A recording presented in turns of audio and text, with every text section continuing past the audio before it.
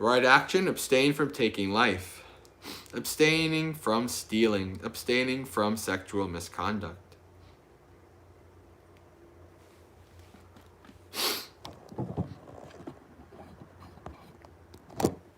Oh.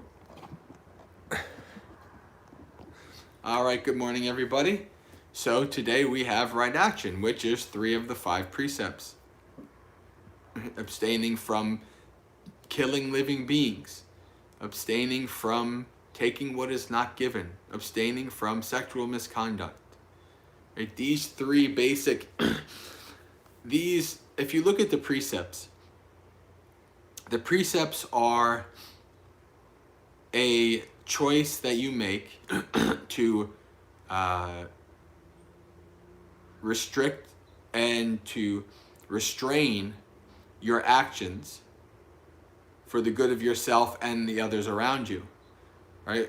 Almost all the precepts are related to not only you doing unskillful actions, but also the impact that it has with others, right? Killing living beings. Now, of course, you are part of living beings, so killing yourself counts as that as well. But killing other beings, stealing. Stealing, I mean, by a very word means you don't own it, and it's usually owned by somebody else. Right? So that is stealing. Sexual misconduct, right? That is also involving other people. So this is kind of like a personal and social contract that you make to live skillfully in the world, right? To minimize the unskillful actions that you take, right? That will be for the harm of both for you and for others. So this is the very basic level of trying to live virtuously and morally in the world. Don't kill people, don't steal from people, and don't commit sexual misconduct with people. It's very basic. But of course, if this is still, even though it's very, very basic, it's still very hard, right? This is not, these 3 things are not kept by everybody in the world. Far from it. It's just the way it is. This world is people who live virtuously, live by principles, and are consistent in their principles, right? They don't decide that their principles only count in certain situations and not others, and these things like that. People like that are very rare in the world. Very rare. To live by principles and to stick by principles, very rare thing. So the Buddha is part of the Noble Eightfold Path. When you follow the Noble Eightfold Path, you are following a set of principles. And it's up to you, right? How consistent and how determined and how dedicated you are to follow those principles. What lines will you not cross? It's okay to kill bugs. Maybe it's okay to kill rabbits or cows, but then it's not okay to kill dogs. And not okay to kill humans. Right? We have these different levels. It's okay to steal from them because it probably won't impact them, but it's not okay to steal from them. Right? All of these things, all of these kind of justifications that we give ourselves, that's not how the Buddha sees it. It doesn't matter if you steal from a rich corporation or some homeless person on the street. It's still stealing. Doesn't matter if you kill a bug or a rabbit.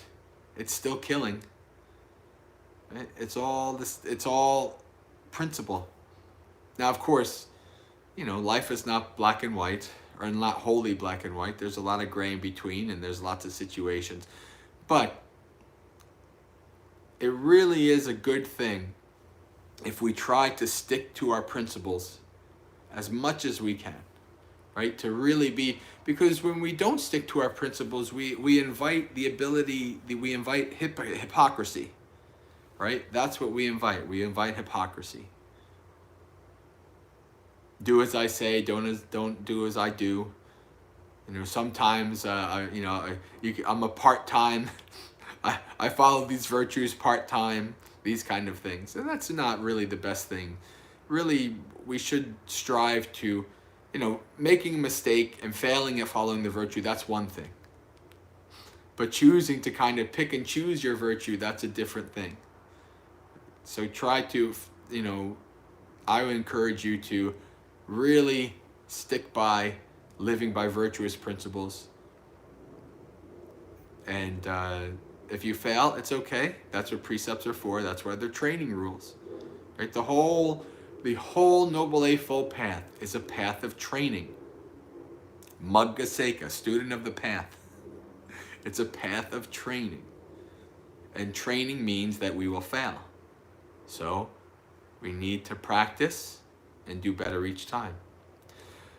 So friends, as I said, I made an announcement earlier, but so my stay with Bhante Rahula fell through. So I'm not going to be staying there. I don't know where I'm going to be staying over the next month or so. I'm trying to weigh my options and see where I'm going to be staying and things like that. But at least for now, I think Morning Monastery Experience is not going to stop. The plan was that when I was with Bhante Rahula, I wasn't going to do this morning session. But now that I'm not, I might be in some places where I might be able to do the morning session, some places not. So I'll keep you guys all informed. If you haven't subscribed to the maggaseka.org, then do that, and you can see when I type something in, an announcement of when things are going to happen and when not. But I think for now, the 8 a.m. slot should be good for probably the next week or so. We'll see. But I'll make announcements here and there. But life is always uncertain. And then when you're a nomad monk, life is very uncertain. And it's an interesting thing because I took for granted that places that I could stay in the past would be there. And now things are all changing. So that's the way it goes. Okay, friends. Until next time. Sukhi Hotu, may you be happy. Practice well and be well. See you tomorrow.